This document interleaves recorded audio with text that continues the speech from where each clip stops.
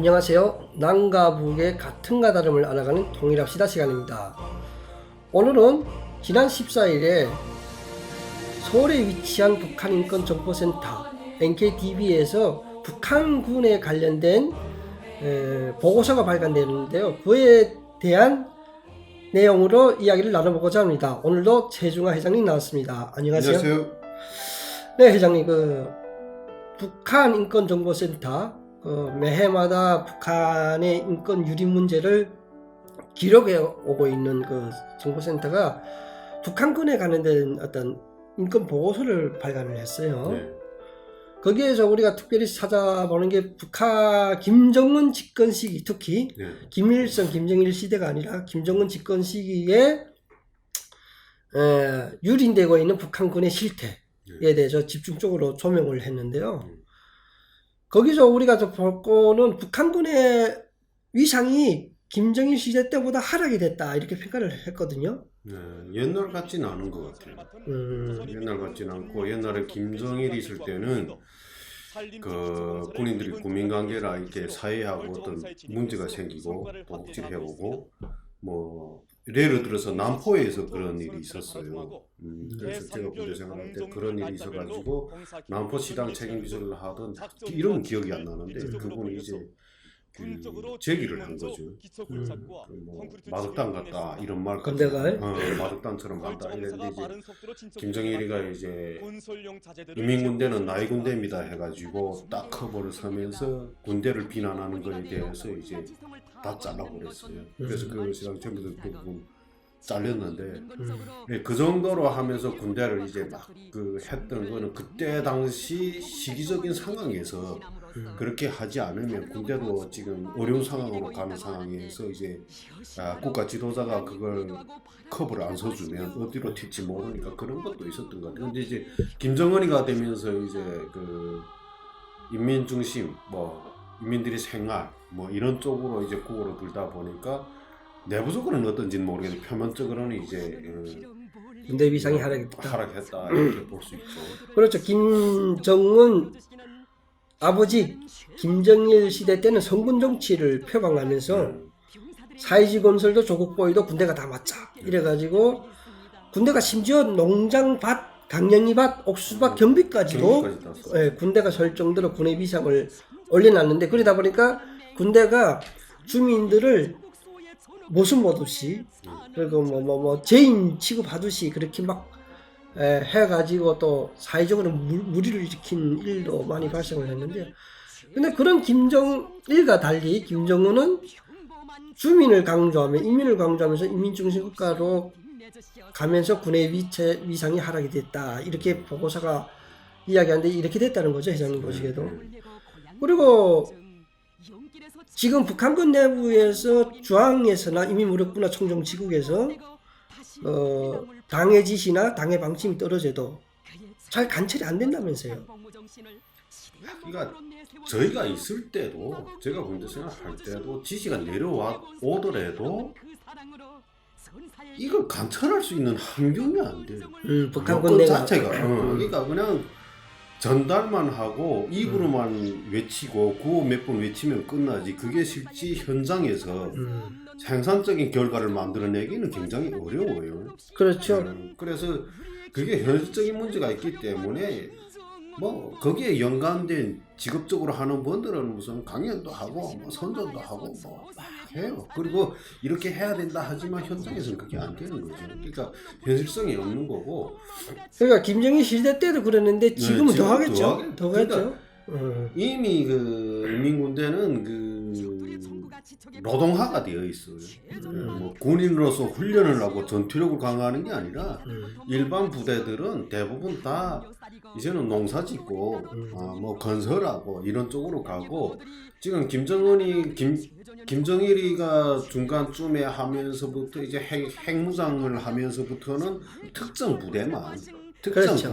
왜 나머지 없어도 된다 이것만 있으면 된다 해가지고 특정 부대에만 집중을 하고 나머지는 그냥 돌아다도 안 보는 것 같아요. 그러니까 전략적 무기, 전술적 무기만 다루는 그런 특정 부대들만 당에서 보상해주고 그 외의 군대들은 대부분 다 방치를 했다고 봐야죠. 방치를 했죠. 옛날에 저희가 있을 때는 그래도 20년 전에는 이제 경보조격이나 이 해병, 한국으로 말하면 해병대나 이런 특수병종들은 그나마 이래도 국가적 지원이 되고 레벨도 다르고 했어요. 그때 당시에는 일반 부대들은 또 완전히 이 포부대라든가 이런 거는 완전히 방치된 상태고 뭐 영열조 환자가 막 생기고 할 정도로 공급이 취약했는데 지금은 일반 부대 그런 부대들도 이제는 그 전략적인 의미가 별로 없을 것 같아요. 그렇죠. 왜냐면 실질적인 전쟁을 내라 육지전을 하지 않는 한은 그런 부대들도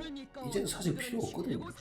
그리고 지금 현대전에서 대한민국이나 미국을 상대로 해서 그런 부대들이 작전을 편다는 것도 현실성으로 좀 떨어져요. 그러면 이제 그렇죠. 핵에 매달려서 자동으로 저 AK 소총을 들고 미국의 군사력이나 한국의 군사력에 맞짱을 뜬다? 그건 안 되죠. 그러니까 거기에 대한 집중도도 떨어지고 기대감도 떨어지고 이제 남은 거는 핵 미사일밖에 없어요. 우리 때도 어떤 경우가 있었냐면요. 우린 전방부대 그 지길포를 서던 부대였으니까 전방부대였는데도 인민무력부나 총참모부에서 총정치국에서 당해 방침을 하다리 내려와요. 예를 들면 어떤 게 있냐면 조국 통일 싸움 준비를 위해서 자행차의 그 전투 준비를 만단의 전투 준비를 하라고 하면 자행차라는 게도 결국은 그 자행포라는 게 결국은 탱크 위에다가 포를 올린 거잖아요.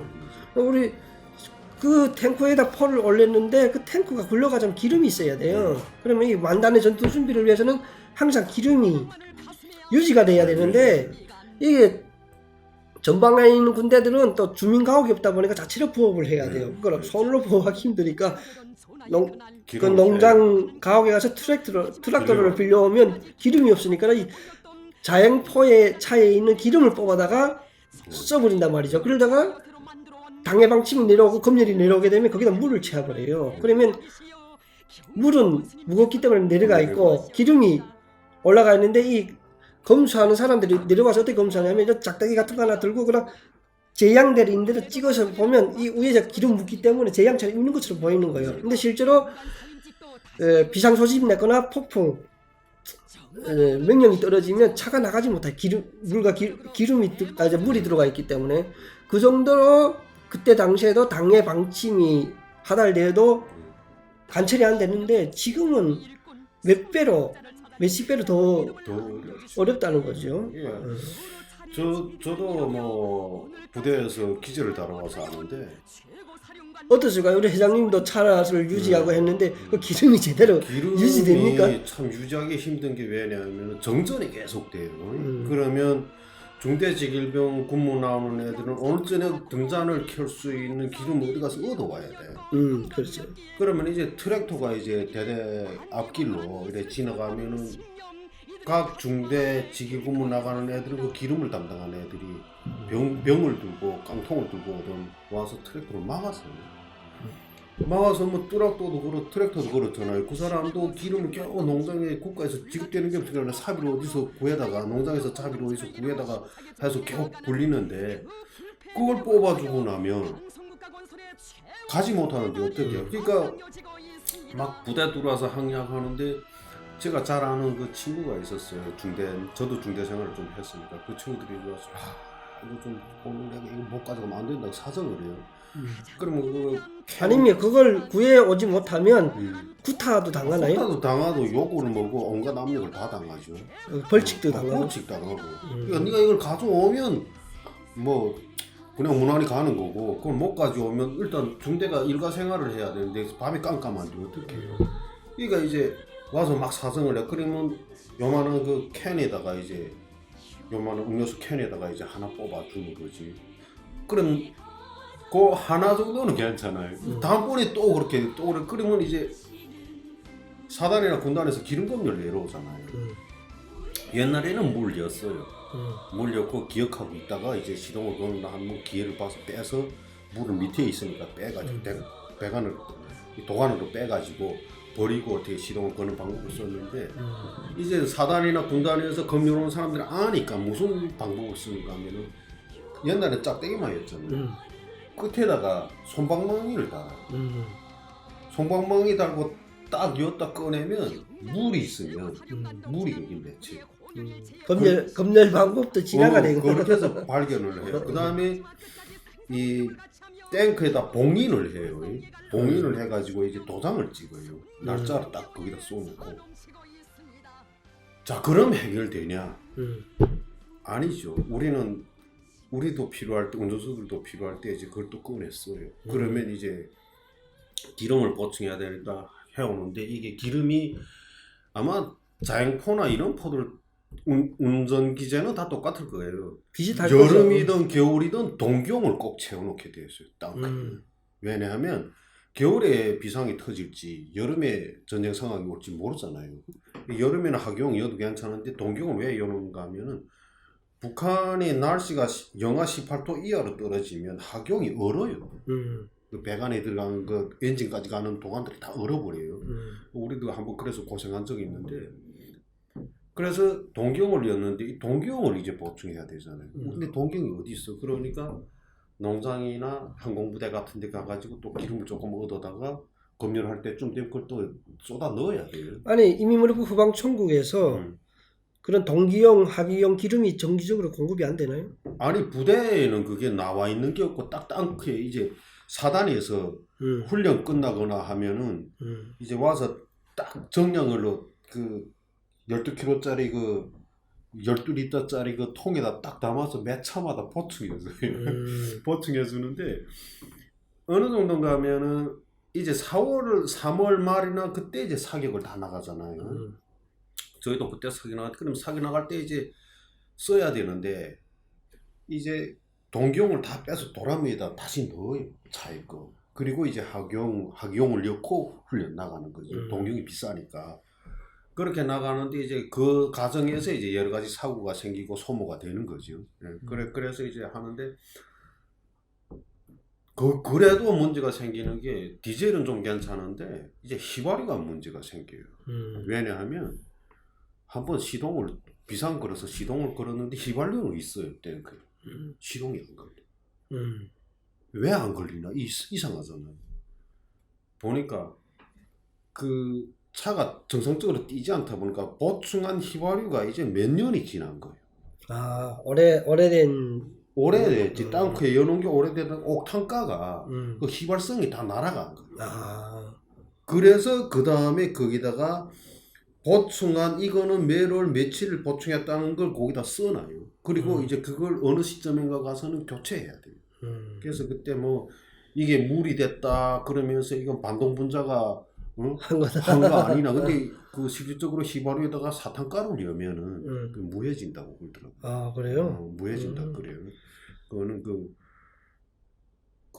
북한 영화 그 뭐 기관사의 아들인가 뭐 우리 동문지 그 영화에 이제 헬기에다가 미군 헬기에 6.25 때 미군 헬기에다 사탄가루를 부어해가지고 헬기가 떴다가 떨어지는 그런 영화도 있었는데 그게 실제 그런 화학작용을 한대요. 그래서 그 정도로 어렵거든요. 군인들이 그 정도로 어려운데 이제 그런 것들이 이제 부대 안에서 일어나면서 여러 가지 이제 이탈 행위 여러 가지 그게 이제 순환하면서 계속 도둑질하고 다른 부대 가서 훔쳐오고 이런 가능들이. 그러니까 지금 회장님 이야기 들어보면 뭐 김정은은 북한 내에서는 뭐 최고 권력자, 최고 존엄의 어떤 명령이나 방침을 관철하지 않으면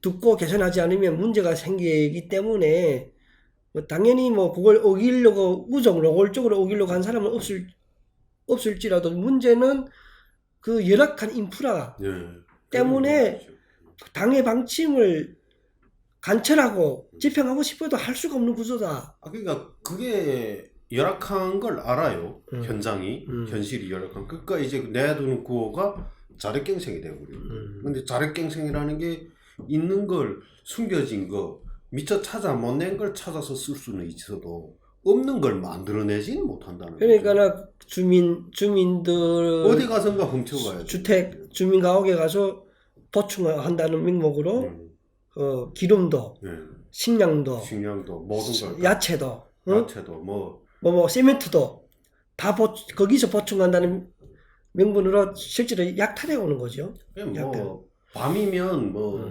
저희도 뭐 운수소대 생활도 해보고 했는데 밤이면 절반이 없어요. 밤에 다 어디 나가고 없고 그 정도고 저도 치사병 식당 근무를 많이 나갔었는데 이제 야채가 공급이 전혀 안 되잖아요. 공급이 딱이 봄에 특히 더해요. 그러면 그냥 봄만 돼서 풀이 돋기 시작하면은 군인들은 다 산에 가서 뭐 먹을 수 있는 거 독이 없는 풀은 다 뜯어와야 돼요. 지금 그런 시점인데 그런 상황에서 이제 저도 식당으로 많이 서다 보면 뭐 식사 생활은 어떻게 올리라고 하는데 뭐 아무것도 없어요. 그러면 이제 밤에 자지 않고 한두 시간 정도 어디 나갔다가 휙 들어오죠. 들어오면 이제 농작물 밭에 가면 언제 그 골라서 해요. 그럼 골라서 못 해요. 그럼 고추밭에 가면은 그냥 고추 대를 잡고 통째로 다 통째로 와락 훑어서 마다다 여가지고 배낭에 옅은지 해가지고 와서 보고 뭐 잎사귀로도 반찬하고 고추로도 반찬하고 해서 그냥 먹고 가지조차도 뭐 그 가지 그 순들 있잖아요. 그거조차도 다 갖다가 그냥 가면 소금만 쳐서 먹는 이런 상태에서 북한이 김정일이가 지시를 하든 김정은이가 지시하든 무슨 지시가 내려온다고 해서 될 수 있는 일은 아무것도 없다. 네. 그러니까 김정은이 아무리 옳은 정책에 대한 결정과 지시를 내린다 할지라도 이미 파괴된 사회 인프라, 군 인프라 그런 것 때문에 그런 결정과 지시를 관철하고 싶어도 관철할 수 없는 구조다. 그리고 또한 근본적으로 북한군은 식량 문제가 제일 열악하기 때문에 그 북한군의 자력갱생이라는 거는 우리가 북한 텔레비전을 통해서 보는 그런 자력갱생이 아니라 자력갱생 하시오라고 지시가 떨어지면 소대 중대 단위로 가서 주민들 거 훔쳐오는 것이 자력갱생이다. 북한군 자력갱생은 다른 자력갱생인 거예요. 훔쳐오는 것이 자력갱생이다. 이러한 북한군의 문제는 식량 문제뿐만 아니라 과도한 노동력 착취에도 문제가 있죠. 북한군이 아침에 기상을 해서 저는 늦게까지 정말로 수많은 노동을 하죠. 저는 아마 그 총 쥐고 훈련한 시간보다 도끼 쥐고 산으로 올라갔던 시간이 더 많은 것 같아요. 도끼 들고 산으로 갔다. 아니 내가 선녀 나무꾼도 아니고 나무꾼도 아니고 도끼 쥐고 산을 왜 갑니까? 선녀로만 간 건 아니고. 그러니까 이 부대가 생활 환경이 열악하다 보니까 부대에서 필요한 물자들이 있어요. 그러면 부대가 이걸 해결하려면 사회와 교류를 할 수밖에 없는데 지역 사회와 그게 이제 못 한 킬로를 구해오자고 이렇게 군에 있는 어느 공장 기업소를 가서 해결하려면 이 사람들이 원하는 게 있어요. 그럼 군대가 내놓을 수 있는 게 뭐냐? 하목밖에 없어. 하목. 그러니까 하목이든 제제목이든 해가지고 그걸 차에다 싣고 나가든 트럭터에다 싣고 나가든 해가지고 우리에게 필요한 물자를 바꿔와야 돼요. 그 결국에는 공장도 불법이고 그 기업소도 불법이죠. 우리도 다 불법인 거예요. 그래서 화목 때문에 도끼 들고 산으로 가서 나무를 해온다. 우리 시청자분들이 화목이 뭔지를 모르는 분들 많은 분들이 있기 때문에 화목에 대해서 좀 잠깐 설명 좀 부탁드립니다. 거기에는 이제 하목이라는 거는 이제 참나무를 비롯해 작감목이죠. 그 이제 제제목이라는 거는 이제 소나무 아니면 이깔나무 같은 이런 게 목재로 쓸 수 있는 제일 그 산림 중에 제일 많은 부분을 차지하는 부분이죠. 그래서 하는데 결국은 이게 땔감용으로 쓰는 나무죠, 하목. 그걸 산에 가서 그 도벌해 오는 거죠. 도벌해 오는 거죠. 그러니까 그 부대가 개편이 돼가지고 다른 지역으로 이제 갔는데 한 3년 되니까나 심리 안팎에 그 눈에 들어오는 나무가 없는 거예요. 그만큼 다 벌거숭이가 돼버린 거죠. 그 정도로 하다 보니까 나라 이 산림 자원은 다 항폐화가 되고 군인들은 군인들대로 힘들고 그 솔직히 말해서 그 부대에서 주는 음식을 먹고 산에 가서 도끼질을 한다는 거는 불가능해요. 그러면 그렇죠. 산으로 가면서 이제 훔치는 거죠. 그렇죠. 오늘 내가 도끼질을 하면서 나무에 깔려서 도끼로 내 발을 찍지 않을까 걱정하고 나무에 깔려서 죽지 않을까 걱정을 하는 게 힘이 있어야 사니까 이제 가면서 뭐 감자밭을 훔치든 감자밭을 뚜지고 가든 뭘 하든 해서 갔든 그런 것이 실제 북한의 상황이라는 거죠. 그 함흥 문제를 이야기하니까 저는 북쪽에서 살다가 네. 강원도 쪽 전방에 뚝 나가니까 부대에서 함흥할라 그 군인 사택 네. 그러니까 군관들 함흥을 전사들이 예, 해주잖아요. 예. 가을이면 응. 그래서. 함흥할라 간다 해가지고 모이라 해서 모여서 보니까 도끼를 주는 게 아니라 낫을 주더라고. 낫을. 그러니까 이걸 어떻게 나무로 하냐 했더니 가보니까는 분나무로 하래. 거기는 하도 산을 이제 벗어나가지고 1년생, 2년생 나무들밖에 없는 거예요. 잡가먹어. 분나무. 그걸 벼슬 벼듯이 이렇게 아. 나둘로 해서 단을 묶어가지고 그걸 한 며칠씩 산에다 그냥 놔두면 마르잖아요. 네, 네. 그걸 이제 작심에다 끼워가지고 메고 메고 이렇게 오더라고요. 그래서 북쪽에 있을 때는 그래도 그나마 화목할라 간다고 하면 도끼 들고 갔던 기억이 있었는데 군대 나가 보니까 낫 들고 생전 낫 들고 화목할라 가는 거 처음 봤어요 그때. 그러니까 저희도 이제 곡산이라는 데를 갔을 때 그 병영 딱 뒤에 산인데 나무가 빼곡하게 있었어요. 한 1년 지나고 2년 지나고 하니까 나무가 없어. 그러니까 우리 부대 병영의 하목으로 떼는 땔감은 풋나무로 했어요. 그 산에부터 1, 2년생으로 자란 거? 그런 거 싹 베다. 그러니까 완전히 번데산이 돼버린 거죠. 근데 이제 가족들 거는 그렇게 못 하잖아요. 그렇죠. 가족들. 군간 가족들. 그래서 저희가 독립분대였기 때문에 저희가 대부분 군관들 가족 나무를 다 했어요. 저희 운전수 분대가. 운수분대가? 그러면 이제 어디. 근데 운수분대가 다른 분대도 있었는데 운수분대만 군간 가족들 하목을 책임졌다는 거예요. 그러니까 한 20세대 정도 책임지고 이제 식량을 타가지고 막을 치고 저기 깊은 데 들어가서 이제 찍죠. 그래서 제가 아직도 도끼를 찌고 나무를 찍으라면서 대부분 사람들이 다 한쪽으로만 도끼질 해요. 근데 지금도 아마 도끼질은 양쪽으로 다 할 것 같아요. 그러니까 하루에 하목을 2.5 리방은 트랙터로 한 차는 자기가 혼자서 찍어내야 되는 거죠. 2.5 리방이면 트랙터에 한 차가 가득 되는 그러면 거죠. 오늘 찍었으면 내일은 그걸 끌어내려야 되는 거예요. 로프에다 걸어가지고 이제 소통을 끄는 거죠. 이제 새벽에 아침부터 올라가서 그렇게 하고 하는데 이제 군인들이 잘 먹지 못하고 하다 보면 거기서 이제 사고가 생기고 여러 가지 문제들이 생기는데 그 정도로 북한은 실질적인 상황, 군인들의 실질적인 상황이 무슨 나라와 국민을 지키고 훈련을 하고 이런 게 아니라 노동. 아침부터 저녁까지 노동을 시켜서 그냥 먹고 사는 걸 그게 언제부터였는가 오진우가 무력부장을 하면서 이제 김정일에게 아첨을 하면서 그 아주 북한의 유명한 그 군인들한테 다 퍼졌는데 장군님 뭐 우리 무력부는 인민군대는 자체로 모든 걸 해결하겠습니다 하고 하는 바람에 군인들이 농사도 짓고 먹을 것도 해결해야 되고 모든 걸 다 해결해야 되는 그런 상황으로 몰린 거죠.